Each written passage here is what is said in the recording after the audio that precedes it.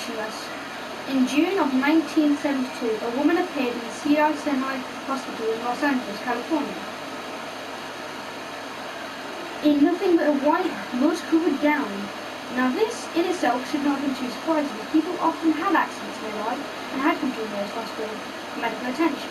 But there was two things that caused her to vomit and flee in terror. The first being that she wasn't exactly human.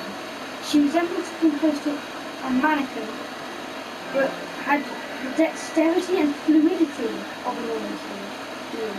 Her face was as flawless as a mannequin's, devoid of eyebrows and smeared in makeup. There was a kitten clamped in her jaws so unnaturally tight that no teeth could be seen, and the blood was still squirting all over the ground and onto the floor. Then she pulled it out of her mouth, tossed it aside, and collapsed. From the moment she stepped through the entrance, she was taken to the hospital, cleaned up before being prepped for sedation. She was completely calm, expressionless, and motionless. The doctors thought it would restrain her until the authorities could arrive, and she did not protest. They were unable to get any kind of response from her, and most of the staff members felt too uncomfortable to look directly at her for more than a few seconds. But the second staff tried to sedate her. She fought back with extreme force. Two members of the staff had to hold her down, and her body rose up from the bed with the same blank expression. She turned her emotionless eyes towards the male doctor and did something unusual. She smiled. As she did, the female doctor screamed and let go out of shock. In the woman's mouth were not human teeth, but long, sharp spikes, too long for her mouth fully closed without causing any damage.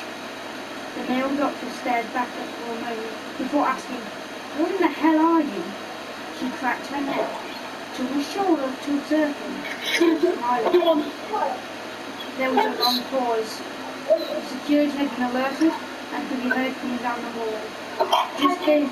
Just as he heard them approach, she darted forward, sinking her teeth into the front of his throat, ripping out his jugular, and letting him fall to the floor, gasping for air. As he choked his own blood, she stood up and leaned over him, her face coming dangerously close to his light-faded his eyes. She leaned closer and whispered in his ear, "I am God." The doctor's eyes filled with fear as he watched her calmly walk away and greet the security men.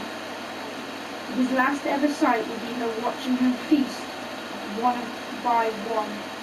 The female doctor who survived the incident named her expressionless. There was never a sight of her again.